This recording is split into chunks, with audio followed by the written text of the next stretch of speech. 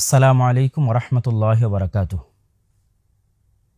ফিলিস্তিন ইব্রাহিম আলহি সালাতু ওয়াসসালামের দারুল হিজরা। ফিলিস্তিন লুত আলহি সালাতু ওয়াসসালামের আশ্রয়স্থল। ফিলিস্তিন দাউদ ও সুলাইমান আলাইহিমা সালাতু ওয়াসসালামের রাজত্বের মূল কেন্দ্র। ফিলিস্তিন ঈসা আলাইহি সালাতু ওয়াসসালামের জন্মস্থান।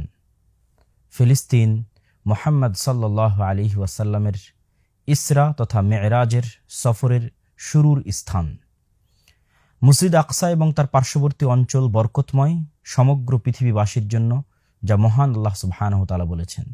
রাসূলুল্লাহ সাল্লাল্লাহু আলাইহি ওয়াসাল্লামের ভাষ্য অনুযায়ী এই মাটিতেই কিয়ামত পর্যন্ত একদল হকপন্থী মানুষ আল্লাহ সুবহানাহু ওয়া তাআলার রাস্তায় লড়াইরত থাকবে। দ্বিতীয় খলিফা ওমর ইবনুল খাত্তাব রাদিয়াল্লাহু তাআলা আনহু ফিলিস্তিনকে মুসলমানদের জন্য বিজয় করেছিলেন। দ্বিতীয়বার বিজয় করেছিলেন সুলতান সালাহুদ্দিন আল আইয়ুবী রাহিমাহুল্লাহ।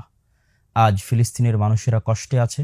সমগ্র পৃথিবীর সকল মানুষের, সকল মুসলিম শাসকদের চোখের সামনে পৃথিবীর ইতিহাসের সবচেয়ে ভয়ঙ্করতম গণহত্যা চালানো হয়েছে গত ১.৫ বছর যাবৎ। প্রায় ৫০,০০০-এরও বেশি নারী, পুরুষ, শিশু, এমনকি হাসপাতাল ও শিক্ষা কেন্দ্র করে হাই দেওয়া হয়নি। বর্তমান যুগের এই ফেরাউনদের বিরুদ্ধে আওয়াজ উঠানো আমাদের ইমানি ও নৈতিক দায়িত্ব। বাংলাদেশে আগামী ১২ই এপ্রিল রোজ শনিবার, সেই উপলক্ষে মার্চ ফর গাজা আয়োজিত হতে যাচ্ছে, যা একটি জাতীয় আয়োজন। বাংলাদেশের পক্ষ থেকে এই জাতীয় আয়োজনে আমি আব্দুল্লাহ বিন আব্দুর রাজ্জাক নিজেও অংশগ্রহণ করছি। আপনাদের সকলকে অংশগ্রহণ করার উদাত্ত আহ্বান জানাচ্ছি। আসসালামু আলাইকুম ওয়া রাহমাতুল্লাহি ওয়া বারাকাতুহু।